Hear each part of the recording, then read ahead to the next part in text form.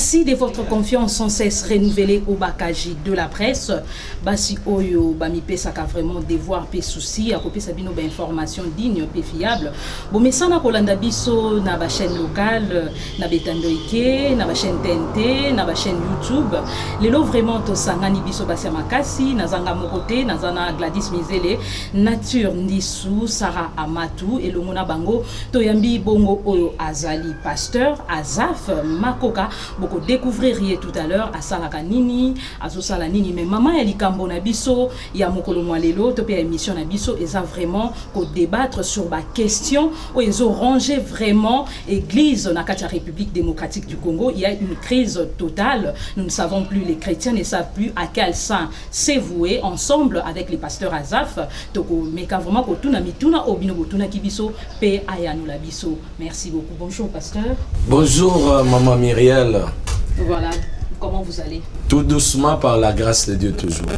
Alors, oui, madame, l'émission Nabiso, les attributs Nyabakaji. Na sepeli makasi comme on a la grande dame, bien habillée, toujours belle, propre, en tout cas élégance, Nzambe apesa binoso beaucoup.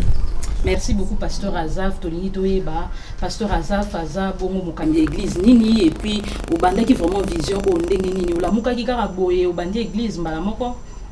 Très important et une belle question. Je crois que le pasteur Azaf, ceux qui Tolingito Banamukuse, Bandeko, va retenir Eloko Moko, c'est un païen converti. C'est un païen converti. Je pèse mes mots. Je suis soliste de Mbutalikasu. Comme artiste, Oyo a innové Kingai, na niveau à Brazzaville. Mais awa, il y a beaucoup des orchestres au Nakoki Tangate Ponangonga. Onga na beti mais na bandeko yo bazali ya ba âge na biso bakoye bake même ba flash musique o ebimisi ba Suzuki ebimisi ba Blanchard ebimisi ba Sunda Bass ebimisi ba Chintu o to bengaka Chintu Samuela, c'est-à-dire ba Joana nyonso au quartier latin baba na bambinzantoko. Alors biso tozaki ko potana na bango na musique na chic élégance biso na chic élégance bango na flash musique. Alors tozobeta ba concert na mbinza ba Negro Punch ba Sokoti Venezika ba Super Banca. Donc je crois lelo eza moi pas si batu ba reconnaître sous ba trace ba orchestre wana où ça la impact na Kinshasa et na Kei Brazzaville et longo na Mbutalikasu oyo yaki kozwa biso ezate ke na landaki ya yo kozwa biso lokola ba grand frère to pesa e poids na musique wazali ko ça déjà na Brazzaville parce que wana bimisa ki déjà album na ya liboso oyo ezalaki na titre ya crise totale. Alors tant komi kuna il fallait to banda ba répétition parce que azalaki na producteur Mundele Kamal Zen à to banda ko ça ba répétition na ndenge sengeli pour te préparer deuxième album oyo eningisa Kinshasa batu ba ebi position de tir. Bongo wana na mabongisi ya Nzambe salaki ete mobulu emeka kokwea na Brazzaville za 1995 o wapi ndeko Sassou a renversaki pouvoir ya son excellence monsieur Lisuba wana nde Nzambe alobelaki ngai na nzela mwana mwasi moko. J'aime beaucoup les femmes et je respecte les femmes parce que bango nde bapesa biso vie et puis biso valeur. Mwasi wana lobi abimaki na église abima atali biso to tamula tozaki Mbutalikasu wali kikomba wa imbaki na tata Mobich wali kikomba za na Kenya lelo tozaki biso nyonso ba musicien ya staff international nde orchestre ya Mbutalikasu. Bongo a pointenga ya lobi yo oza mosala Nzambe yo mwana mobali o Nzamba lingi yo tika makamwa musique ya mokili soko tiki musique yo te famille na bino kolia yo okokufa ba okosela musique mais à la famille na etika kinga mais lokwa toza ba yanketa la ka musicien alongwa na babiloni o lobana pambo raisonner gutute talaka soliste principal soliste endiablé Malcolm X Paco Rabanne bana ba kombo oyo ba obenga biso na ngambo. Alors, tu négligeais qui prophétie. On dit Paul a lobby ne négligez pas les prophéties mais examiner. Maintenant, quand on a un moli Mwanzambe, on a examiné les acquittes. Ah, si bitima après quelques semaines, guerre et bandit na Brazzaville, guerre on est bandit netigé, moi bambou mamassas moi mikela tort. Et puis bandi ko la to lali non, to lamuki non. Ah et grave Bref, toyaki kokima na mpila côté à Sassou parce que Zaïrois n'attendent pas même congolais pardon congolais parce que c'était à l'époque à musée il est pas autant kokota sika soki okimi na ngambo ya ba lisuba na ngambo ba Congo ba bomio parce que yoza oza Zaïrois congolais bato ba puyaka régime à Sassou de ba boma biso ndenge wana alors biso nyos tokimaki na mpila donc na nord na nord tokima ekuna et puis to lukinzela to koti ti to aki ozwa ba boatu to bimi na ba ile to yoko bima na libongo ya ndolo à partir libongo ya ndolo to koma na 19h bakangi biso ba suspect de guerre mais po na bima place wana ezaki facilité parce que baloba soda ba bifubola la to identifier bino bo uti na guerre to ebite nani azanani mais tant on a bimi wana et l'autre est souvent une guitare parce que on est soliste na meki ko beta mélodie mon quoi ah on nduliste ah botika nduliste na bimi na komi na boulevard du 30 juin na Fukami na ebisi nzambe na lobi na yoka ki mutu mo alobaki na ngake naza musali na lokolo longoli na Brazzaville na Masasi na bimi na komi Kinshasa nga na sala ve mama Myriel na lobi na tiki na kosalela yo vi na nga mobimba et ve na nga wana nzamba zwaki yango en compte a respecta yango nga pe na respecta bref na yeko mitika na église moko o ezaki ata na sens te o bato balobaka na ndenga bato eza na sens te soleil de la justice na sanga mama mais na bandi ozwa formation le roi mwana nzambe kuna c'est là où le pasteur va me nommer Azaf mais pour nommer Azaf ezoi bambule ebele pour n'attendre moyen na décrit makambo nyonso ezate donc voilà na mukuse bato bako simbelo ko wana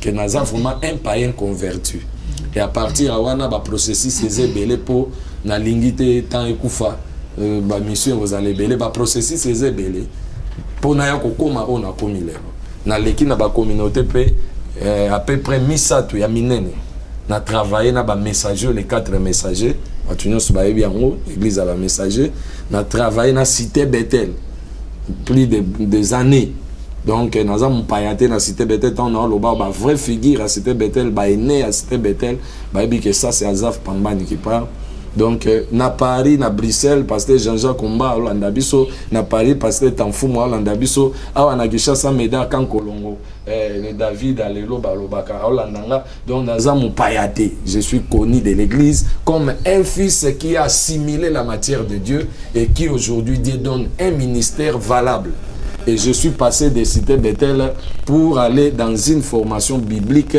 ou apesika pinzamba meka ko tchaba point sur les i potozonga convenablement na ministère poto tatonete na makambo to bandoloba c'est comme ça que nazalaki adopté par un papa que je salue en passant le pasteur Félix Kabala Tchalou le responsable de l'église Gama dans la communauté des assemblées de Dieu donc actuellement nazo évolué lokola pasteur responsable, il y a centre évangélique message du Sali, extension des Gama en Binza Pigeon dans la grande communauté des assemblées de Dieu. Les assemblées de Dieu, ça AD au Bomona Rabakomarana, AD jaune, bah la borne, bah Philadelphie, bah église Nyonso Boeliona, et ça na Kati, il y a AD, donc KDC. Ou ils ont la KDSA, il y a KDC, communauté des assemblées de Dieu du Congo. Tous autres travaillent dans le il y a structure, il y a ECC. Parmi les églises, il y a ordonnance présidentielle, les fonctionnaires dans l'ordonnance présidentielle. Les a to fonctionnaires dans F4, F7, Babylon F7, so unité, so fonctionnaires dans l'ordonnance présidentielle depuis 1960. Voilà pourquoi tous awana na kati ya communauté et mais communauté temutu et salibino bozalawa ministère nangande bengi bino. Merci beaucoup pasteur Azaf Nalandi on a boké bignon so CV moko éléphantesque na moi minute mukio utiko relater biso. Alors maman alikambu na biso topé sujet na biso ezaya église na politique sous thème la crise qui secoue l'église de réveil en République démocratique du Congo. Pasteur Azaf Ozamo Kambi, il y a église il y a centre évangélique message du salut. Selon vous personnellement, est-ce que église lelo, ils ont ça là vraiment ou ça là na convaincu convenablement face à tout ce qui se passe aujourd'hui dans notre pays? Na lopoto babengi yango le rôle de l'église. Na sepeli na question makasi et puis na sepeli na quatre dames boza vraiment à moins que vous se préparez. Le rôle de l'église. Donc ce qui te bandi na Genèse tin Apocalypse tozana eloko misa tu onzamba sengi ba nation. Israël aza évangéliste et à monde entier parce que c'est le peuple que Dieu a choisi pour faire connaître son nom au travers de toutes les nations de la terre. Mais Israël aussi avait fauché quelque part. C'est ce qui a provoqué au fait même la venue du Messie. Ok, pour continuer œuvre on a enseigner le monde entier. Il y a un moment où Jésus-Christ a enseigné aux disciples à l'obéi à les fêtes de toutes les nations des disciples, toutes les nations, en le baptisant au nom du Père, du Fils et du Saint-Esprit. C'est-à-dire, pour Dieu, toutes les nations de la terre doivent arriver à sa connaissance. Comment? Par ses envoyés. C'est comme ça que aponi ba ministre, aponi batu o ba bengaka ba ministre ya évangile. Dans le Nouveau Testament, on retrouve en Ephésiens chapitre 4. Il a donné aux autres comme pasteurs, aux autres comme évangélistes, aux autres comme docteurs, aux autres comme prophètes, apôtres, pasteur, et pour l'édification. La Bible, c'est pour l'édification de l'église, en vue de préparer de l'église de Dieu pour l'enlèvement. Donc, la nation sont obligée à koye banzambe nanzela ya batindami nanzambe. Donc, c'est là où nous parlons du rôle de l'église.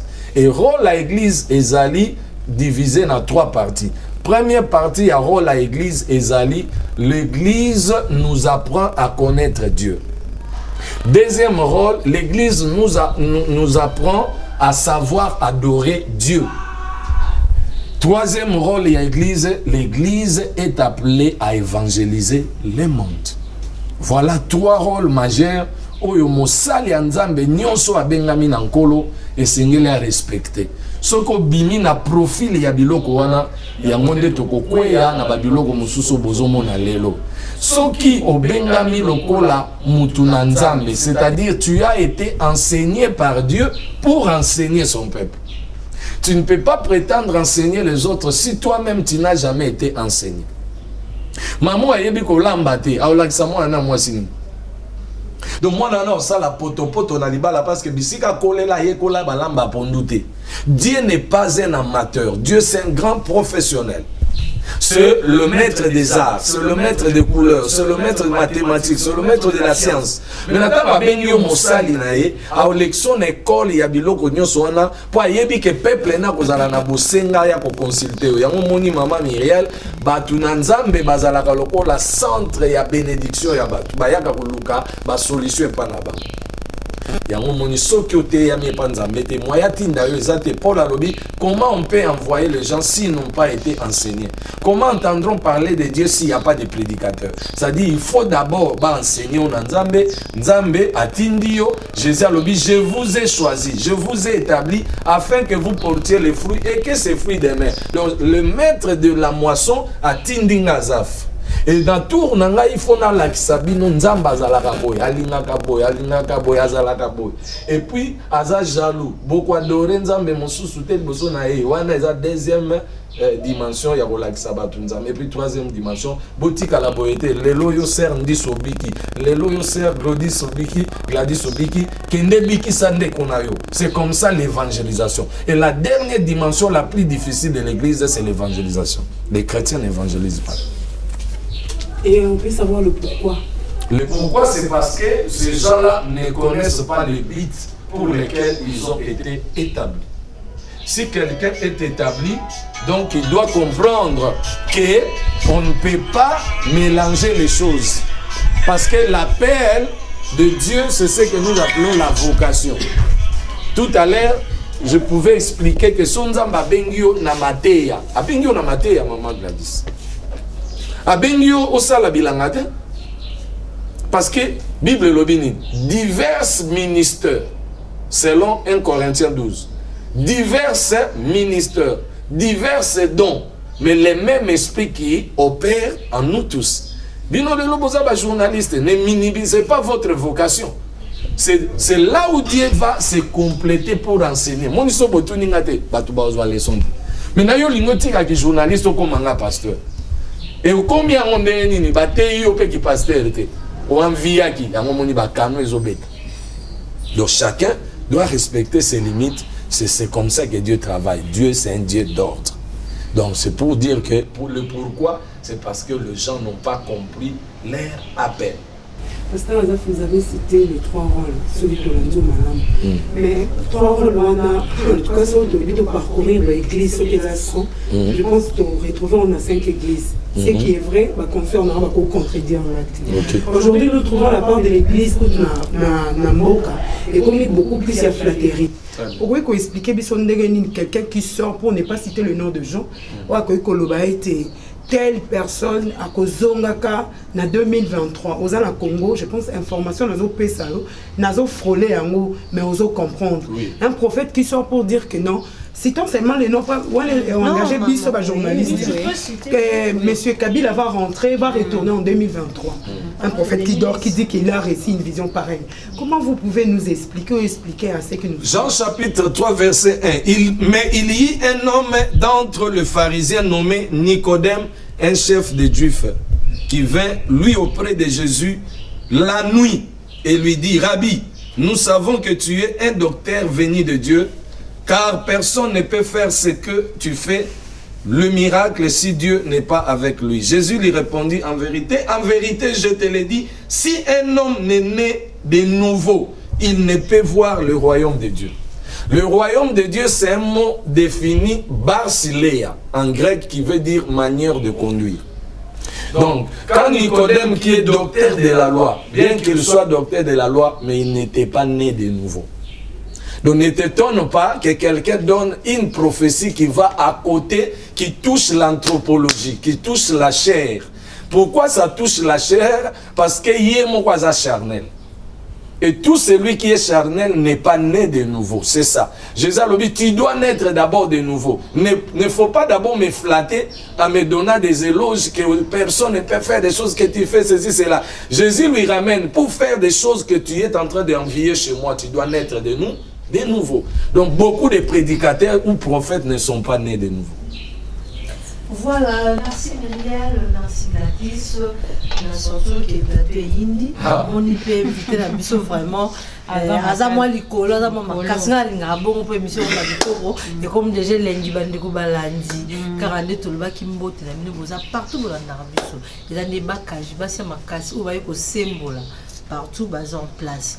Pasteur Azaf, Tolingi papa, même si tu bandi avec journaliste, tu as qui peut baigner dans le terrain. Très bien.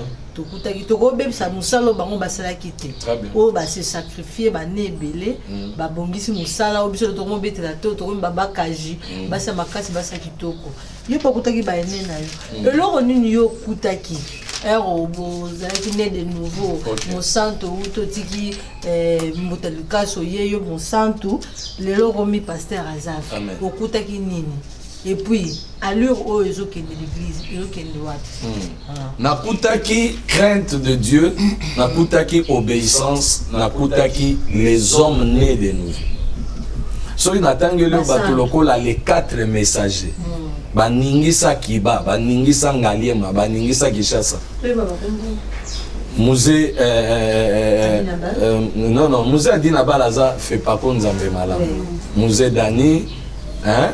Musée Daniel, Baza Mine, ok? Musée Dinanga, et puis Mususuana. Moi, il y a des autres, je crois, qui m'y aillent. Mais sinon, ce sont nos pères. Donc, vous sentez que nous avons côté en église, à côté en église. Atmosphère à Pamba, des gens qui ont un monde de Moussous. Parce que l'église veut dire les hommes et les femmes mis à part. Vous êtes dans le monde, mais vous n'êtes plus du monde. Donc, nous vivons hors contexte du monde.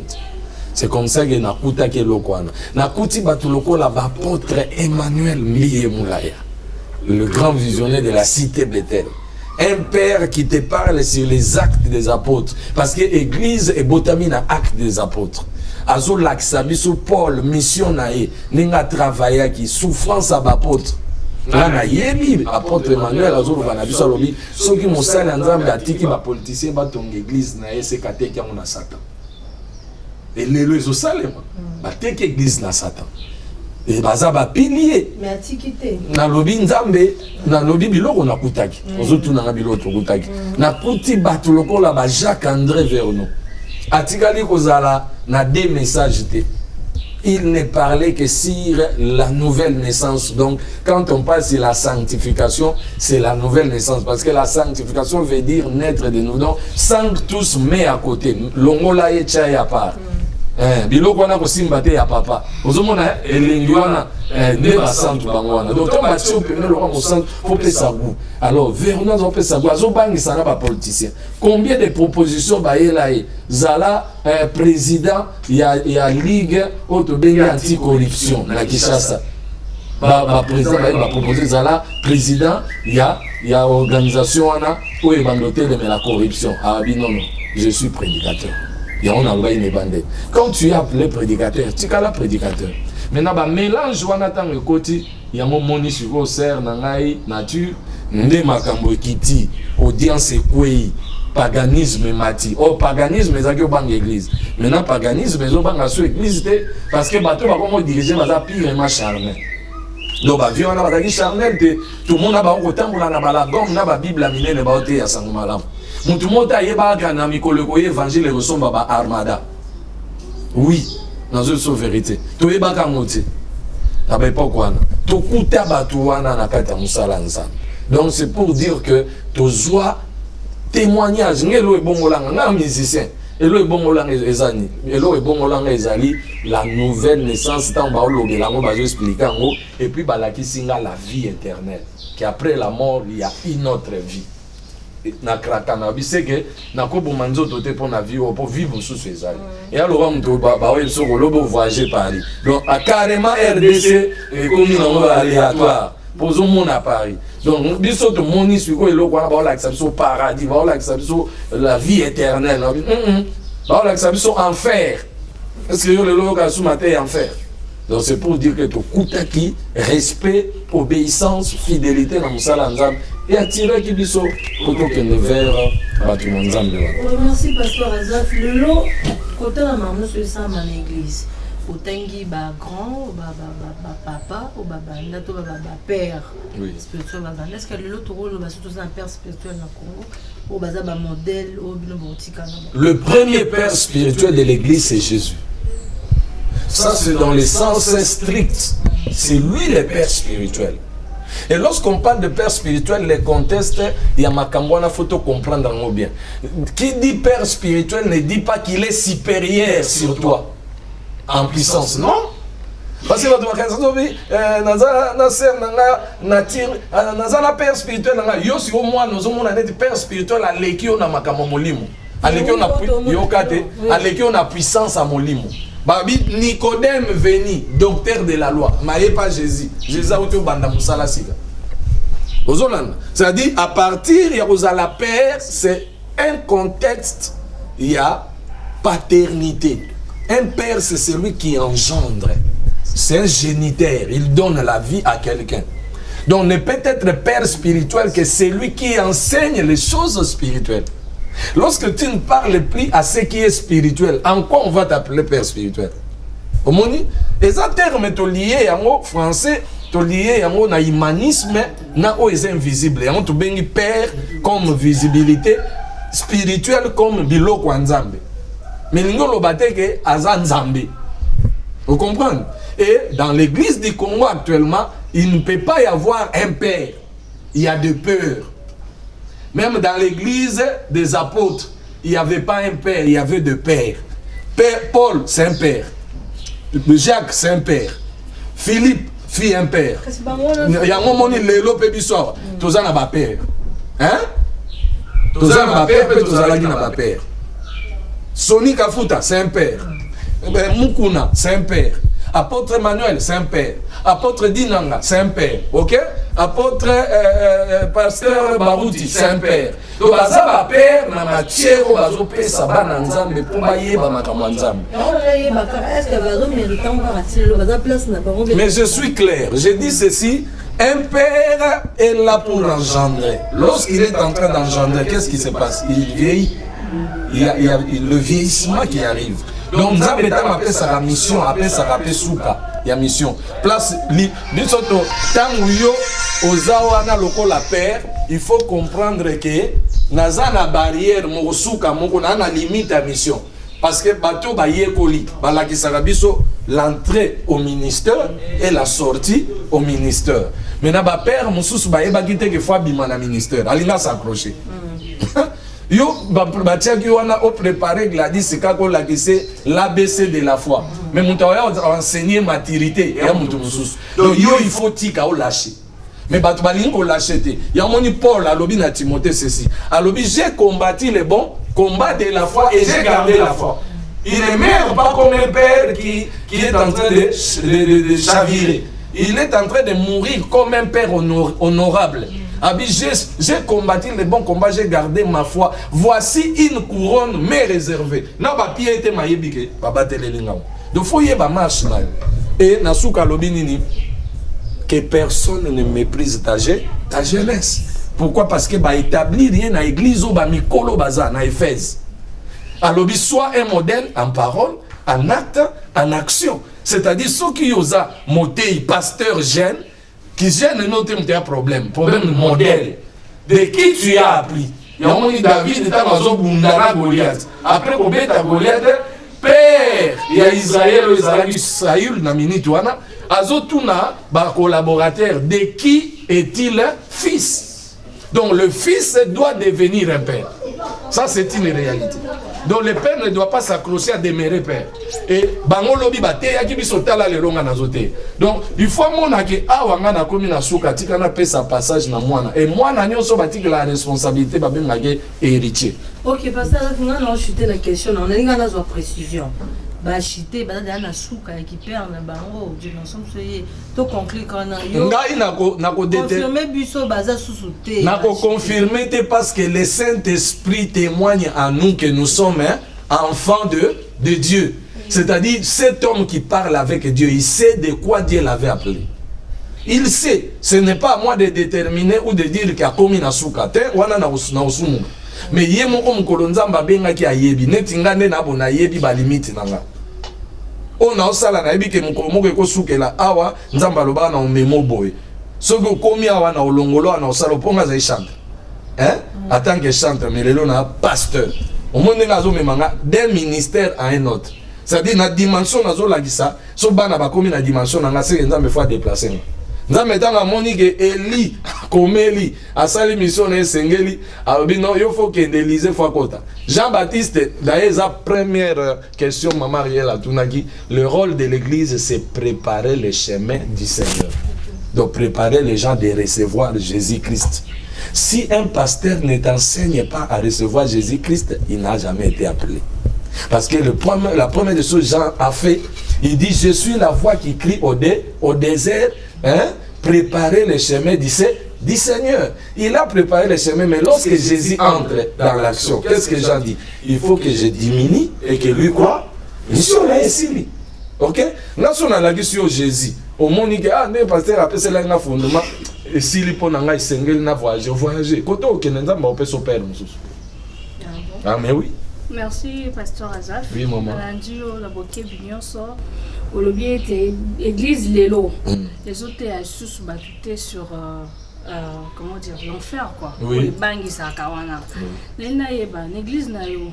Est-ce qu'il arrivera peu ôter à bateau sur enfer na bozongi ya Yesu? Parce que maintenant là tout le monde remarqué na l'église Ming la rentrée le truc la venue du Fils de Dieu et comme il le cadet de nos soucis na l'église na biso mingi les akaka okende poto ozalibala okosala boye dit amen bafuka bamusi pasana makolo yo ko to lo bani l'église non est-ce que parole wana vraiment ezalaka prêcher Bon, question, bazong, ça on a question, tembe nazong iselio. Pour déjà, quand on a le bas, comprendre le message que je donne. Non, parce que nazo répondre. Mais question, on a, na biso ezali question, na question, on va répondre nazong c'est une question. Mais bana nanga mukolo tchaba mon micro baladeur. Et vous allez bien bana ba témoigner ma communauté ya bango. Ici ce d'ailleurs nga naza na communauté o ba komaga tout l'évangile. Donc il n'y a pas de spécialisation. Parce que les lots batubami kosi, naza spécialiste dans la délivrance. Et comment ma naza spécialiste dans la prophétie. Non, il y a des diverses dons, mais le même esprit. Mais lorsque l'esprit opère à nous, il opère avec quel objectif? C'est d'amener les gens au Christ. Maman Pessanga Komboli Misanga parce que nous sommes en pleine émission. Maman Sarah, est-ce qu'on y a dit que n'a pas évangile, tanga évangile. Jésus marchait le long du chemin, il trouva en fait une femme qui coulait, qui avait perte du sang pendant 12 ans. Ok? Et ayant entendu parler de Jésus, c'est ça l'évangile. Moutounion soit un problème, il faut aller au Jésus. Moutounion soit un problème. Jésus traversait en fait une frontière, il raconta une veuve de Naïn qui avait un seul fils et son fils là était décédé. Batubazo qui n'est pas kundaye, Jésus racontera à Koutana Cortez à Batuwa que Kundalobi, alt, beauté les mains. Alobi, femme ne pleure puis. Aïbisi, femme ne pleure point, excusez-moi. Et puis alobi na cercueil, pour fondre la cercueil, alobi na moana, talita kumi, moana la mugi. Et la gisini. Est-ce que c'est un miracle? Non. On nous enseigne la vie que Christ est capable de donner aux âmes. Une âme qui croit en Dieu doit être au fait délivrée de tout ce qui est comme problème de sa vie. Et qui le fait? C'est Jésus. C'est comme ça que biso bataille to la qui s'acabande ko ba kende pa Yesu po Yesu asili sanyos. Maintenant pour nous répondre maman le lokolobi eza biso to komi ba Yesu. Ya momoni to tengami diable aye ko tengemisa biso pona nini alakisi biso objectif mususu to bunge objectif biso ba bengela biso rôle na biso. Donc l'église n'a pas pour nous répondre je suis celui qui prêche tout l'évangile.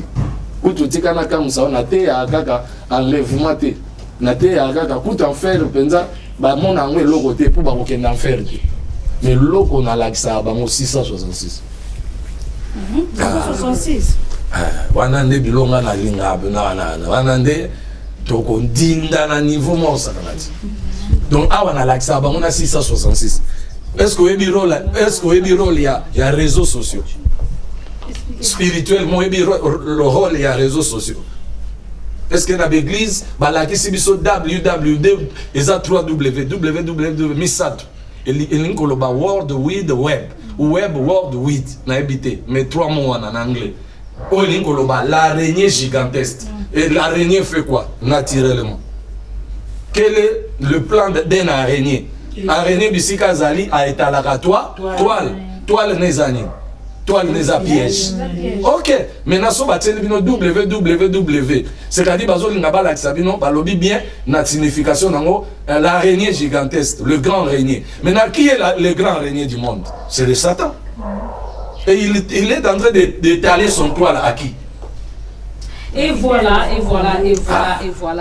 la crise qui secoue l'église des réveils en République démocratique du Congo, tel est le thème autour duquel nous sommes en train de nous apaisantir avec le pasteur Makoka Pambani, au Yazabongo pasteur, il y a centre évangélique, message du salut à Onapijan. Quand je parle de nous, je fais allusion au bakaji, basia makasi, basia bopikiliki, au bana souci à quoi informer bino, kopesa bino ba information vraiment, il y a motu, il y a beau s'abonner massivement na ba chaîne na biso YouTube, bon vous allez vraiment décider. Pasteur Azaf na zongi lisusu mwa muke, na komona mai mazole ka nyonso tozomona.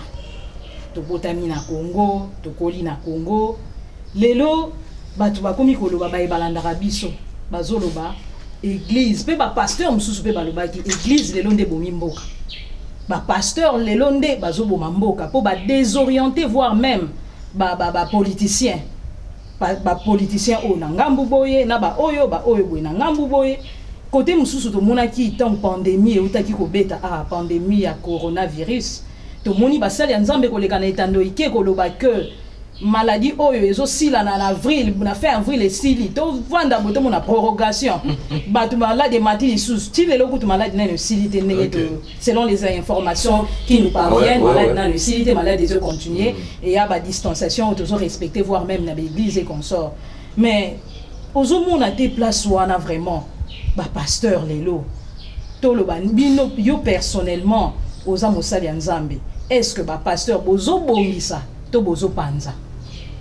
Un pasteur de Dieu ne peut jamais kopanza akobebisa te parce que aza kokamba mananzambe. Na auto répondre maman Blandine hein?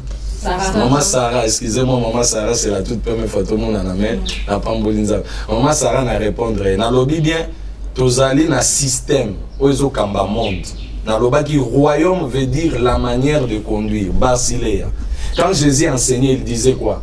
Hein? Il dit le royaume des cieux est venu parmi vous.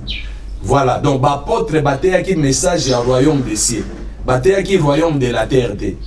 Pour nous côté la dimension et c'est à tout fond la brèche au royaume de la terre et au royaume des cieux.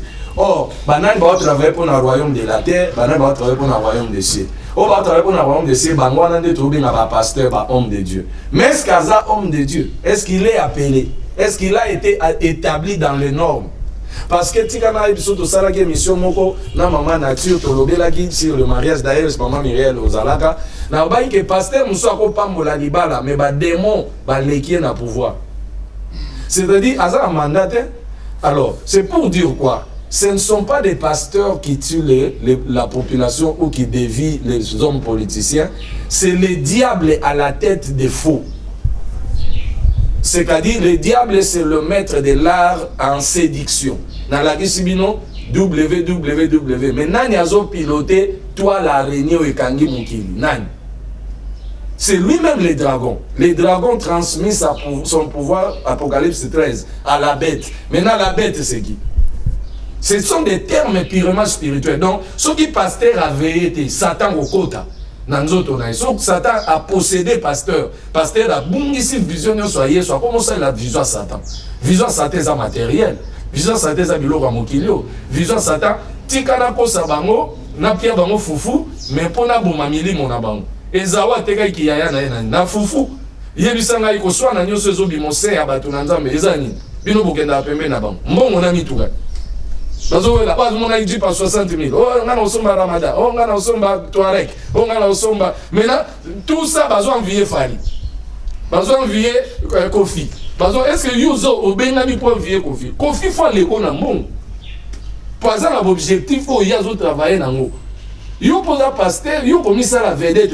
Nous ne sommes pas des vedettes du monde. Nous sommes les étoiles. Parce que la Bible, j'ai vu la queue du diable, donc du dragon, entraîner par terre un tiers des étoiles. Alors qu'est-ce qui... Dans Mozamba, Bengi Abraham Alobi, regarde le ciel et tondi na Minzoto. C'est tel que sera ta descendance. Donc tous les oins de Dieu sont des étoiles. Bavanda Ramabele te bazara likolo pour va éclairer. Alors ceux qui m'ont quitté Betio, on se retrouver dans ma belle 666. C'est tout un système établi par le diable pour séduire les hommes de Dieu. Et Jésus a dit, lorsqu'on frappe à un berger, les troupeaux seront dispersés. Oui, pasteur, rapidement, qu'est-ce qu'il faut vraiment pour remédier contre ça? À la lumière de la parole de Dieu, tout le monde, prophète Élie côté Lima, ce cas défié, pensant même Bakonzi, ou Azalaki le roi Akab. Si je suis un serviteur de Dieu, mon Dieu quitta, mon appel, mon Dieu quitta. Devant le prophète Abal, qu'est-ce qu'il faut maintenant, aujourd'hui, dans nos églises, ou bien dans les chefs des hommes de Dieu, pour que bazala rapena liloba moko soki ba lobi pe e salemi pe ya solo to bima pina na ba mankiona na makambo eza ya lokuta po izo décourager les peuple de Dieu. Piste de solution o ya pengwa kiazonga. Bible lobi regarde là où tu es tombé et repens-toi. Donc sans la repentance batu na Nzambe wana ba ozonga su na se na Nzambe te. Ça c'est un.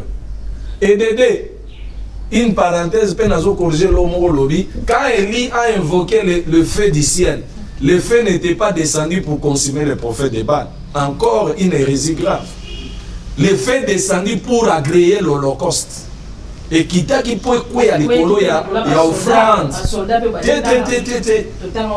ah oyo waneza Élysée élité waneza lisusu conteste mususu mais likambo yo tozolo bawa eza likambo ya moto utolo baba lobi pe likambo esala mais nga na oloba makambo yo sala et puis na oloba makambo yo sala est-ce que mutaye ba yike no www za araignée mais siko mutu na mutakomi yeba pena kende na zabu na kati ya toile ozomona na satan si akanina na système na e na ba université toile araignée makasi na ba église toile araignée fandi c'est-à-dire araignée akoza na delvo yo kangami na pigeon de biso toza akoya gane malembe sire marododo calme po olongwa ka jamais na toile donc muto kangami na toile c'est-à-dire na séduction à cause kokasu sa makambo nzambe te il faut au moins à se repentir nzamba ya olongola e c'est ça ya momoni na lobake non ce n'est pas l'église oh baby ce n'est pas l'église parce que Jésus a dit je bâtirai mon église le mot bâtir veut dire façonner et loko ya mutu ya ona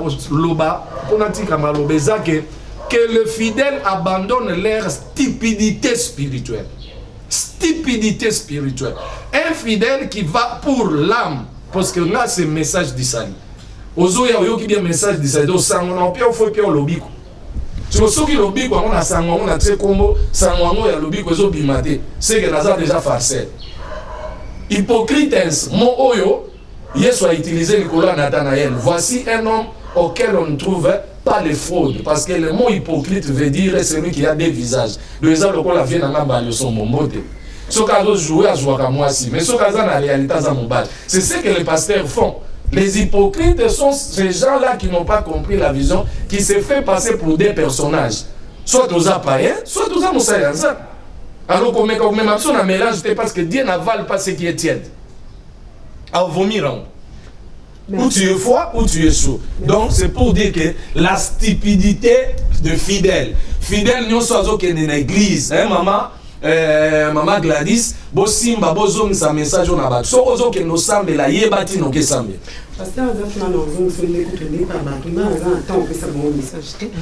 Lorsque vous trouvez qu'il y a des faux, pensons à la conclure donc vous, tel que vous êtes là, étant qu'homme de Dieu, vous allez reconnaître que parmi vous, je parle en général, il y a des faux. Mais qu'est-ce que vous faites? Dans la monde, vous forme complexe, mais quand lorsque il y a quelqu'un qui passe devant la télé ou devant la caméra, pour mais pasteur, naturel là, à un espace, les cas pas nature, peut ça message au voilà. Maman Gladys, na botolio malwate na profiter na répondre à mon rapide. Na na ozong sa sous bale na kanabino. Bino pe bokanga mi na filet. Oui, filet kanibino. Fila lokoso. Les journalistes n'étendent pas leur caméra à quelqu'un qui ne paye pas.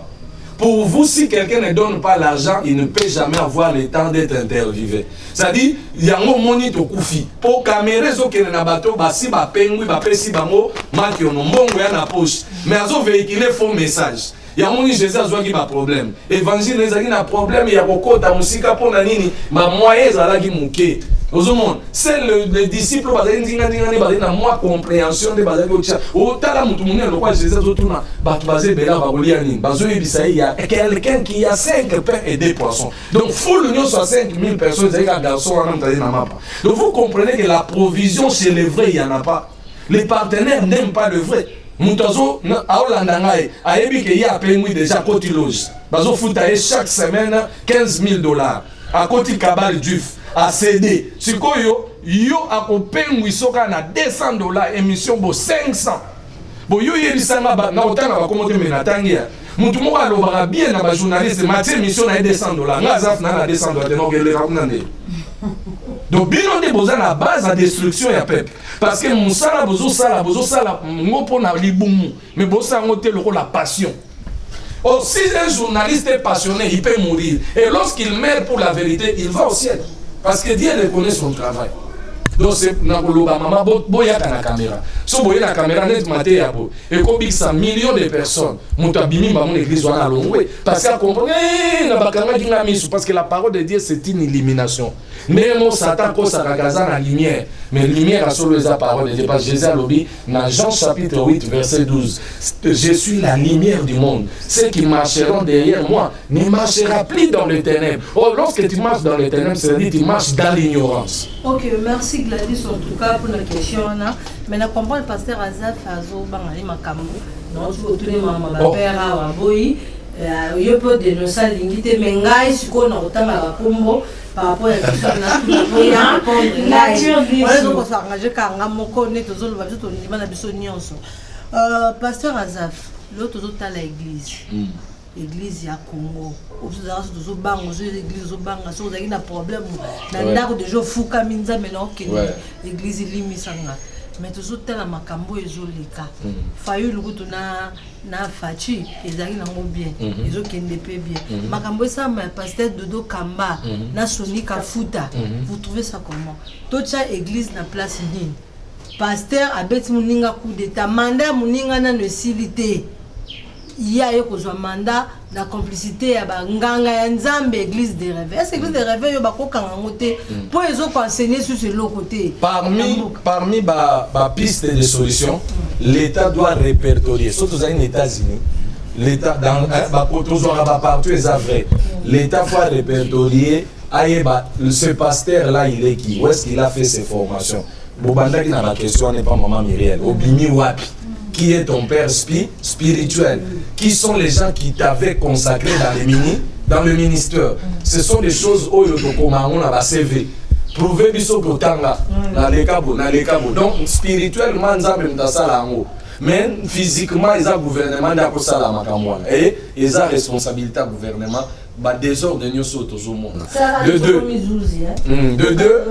deux bandeko wana ils sont allés au-delà de la frontière. Bible lobi boye. D'où viennent les passions, les querelles, les inimitiés, la jalousie? Hein? 1 Jean chapitre 2 verset 15. Et lobi n'aimez point le monde, ni les choses qui sont dans le monde. Si quelqu'un aime le monde, l'amour du Père n'est point lui. Car le monde passe et sa convoitise aussi. L'orgueil de la vie, la convoitise de la chair, la convoitise. Donc, on a biloulé là, dans le bas qui ont déjà. On a comme une litre, ils ont pirement, ils course au pouvoir. Mais est-ce qu'ils ont pouvoir de nous intéresser sur la salle? Est-ce qu'ils ont positionnement de nous intéresser ou ils ont un messager à Sali? Donc, c'est pour dire quoi? Bazar charnel. C'est ça le mot.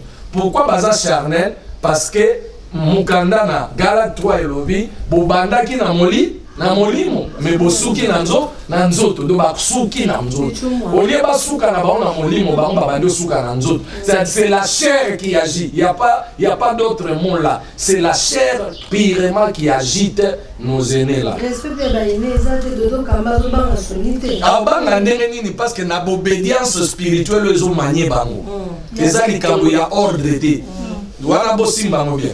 Tout celui qui veut l'ordre, il veut Dieu, il connaît Dieu. Celui qui échappe à l'ordre, échappe à Dieu. Parce que Dieu, c'est un Dieu d'ordre. Ok? Comment se fait-il? Ce qui n'a pas de père spirituel, n'a pas de suspension dans son Abibanda, les lois fortes, Mikolote, vit ça. Et puis, il faut à la fragrance. Mais ce moni mutazo travailler, Azanaye na mutagogo lagete, do ba établissa dans Zambédi. Parce que moi, Nanyoso, na loba qui face à la napa, papa nda obeta na mutu, papa nda ochana ma pekaso lembi. Mais comment se fait-il bango baza ba problème, ba tena compte na autorité mon côté, c'est-à-dire baza ba hybride, ba komi ba hybride, ba sous na forme métier. Leur a sonné l'éclat, car les bozomona, l'heure n'est plus au discours, hein, l'heure n'est plus au blabla. Donc il est temps de recadrer les choses.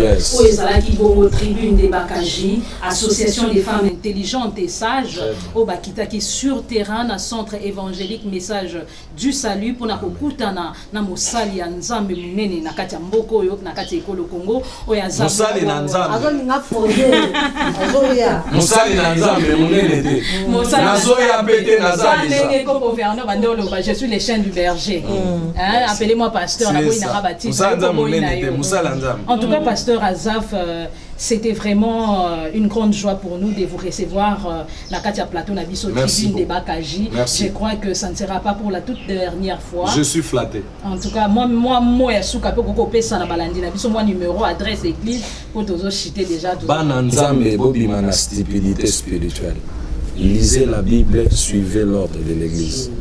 Ce qui nzamba otombola akosa Abraham te. Akosa pe Sarah te.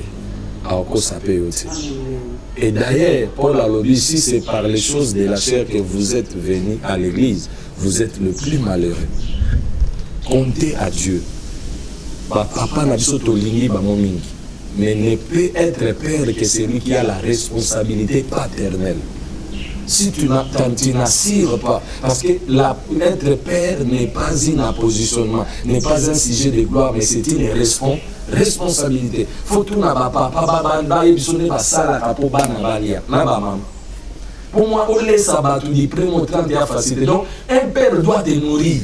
Si c'est papa dans l'esprit ne te nourrit pas, sors. Au monde yazana eka na biloko ba mame bima na yo eza parole te obikati. Kosalere de tolo banza batala habitema. Non, il y a corps, âme, esprit, Dieu est trinitaire.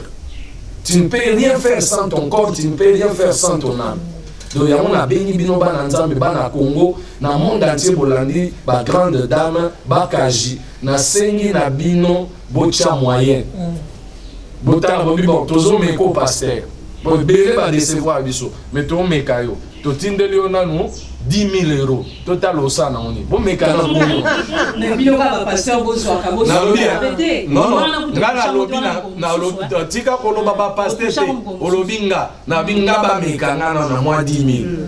première chose, besoin, première campagne d'évangélisation.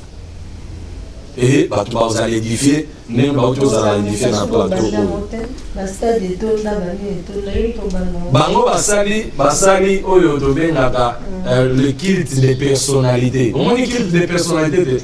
Mutazo la kiswa lobi mutabanda otondi sa. Est-ce que Jésus a le baptême? Paul a le baptême. Basala ba miracle à danger maloba en tout que Christ soit glorifié. Tout le bata papa vergo bakundia na bata na sonabata. Est-ce que yo gagi atika lo bagé botala l'église même a tourné ici l'église à la borne comme plein. Non, c'est purement charnel. Là on a 160 na tourne ça. Là on a une campagne d'évangélisation. Parce que le trois rôles, c'est connaître Dieu, l'adorer et évangéliser. C'est-à-dire n'a pas évangéliser, n'est pas comment évangéliser. Caméra continue à l'église. C'est-à-dire zobima libanda. Mais ce qui est obima libanda, boyemba lebele. Donc à lebele va aux sauver. Il y a un enseignant ma partenaire, oh bah j'ai grâce et amour. Pour nous avoir besoin de grâce à parole. Mais il y a la grâce à poche. Tia poche na yo anje pour ba amebika tika ba ventir parce que bino bosala animal qui ono yende soutenant. Vous comprenez? Notre église était déjà présentée par la grande dame Myriel. Oui, nous, notre église, c'est le centre évangélique Message du Sali, tel que vous le suivez. Message du Sali, Eza Kolobama, Pona Kolobate Sango ya Lobiko. Yango moni nganzamba biki sakinga longoli nga mopagana comme singa mosali na e nazana posa na longola pe batu ba pagano même ba musicien mokili o ba olandanga musique ya mokili ezalala wana ya débat mususu d'ailleurs so bozuli na ba kulutu ya bien o ba beta musique ya mokili na osepela poto panzanteke ezalaka donc o alinga zo lobiko yaka na Mbinza Pigeon avenue Ebonda numéro 13 na quartier Mbinza Pigeon, quartier résidentiel, quartier Bamouvancier, quartier Mobutu, quartier Bana Mobutu, quartier Ante. O bando ki bazalaka ebele, mais lelo bazo sila bazo kima pour évangile à sali ekoti.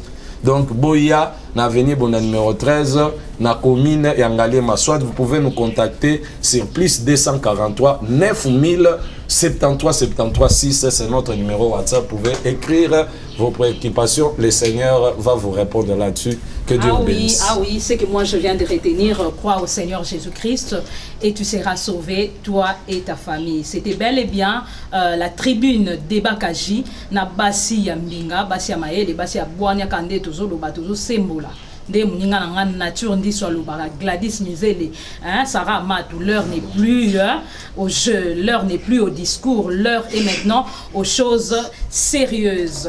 Tozala Kibongo na Mosali Nzambe, pasteur Azaf Pambani Makoka, oyo to beti vraiment ma solo sur les questions liées na crise au ezo secouer les lobes église, to bongo la mitema. Alors, je ne peux pas finir cette émission sans pour autant remercier nos partenaires, ceux qui nous soutiennent de près ou de loin. Là, je vois Monsieur Kennedy, merci à toi, gros bisous à toi.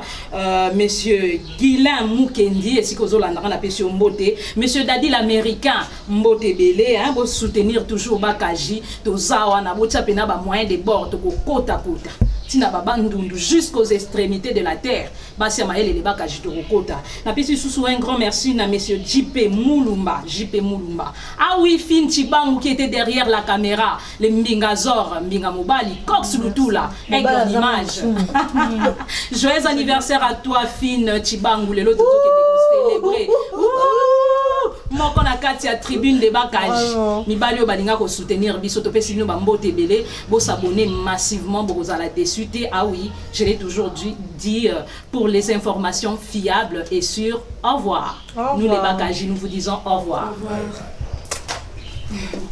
Fantastique.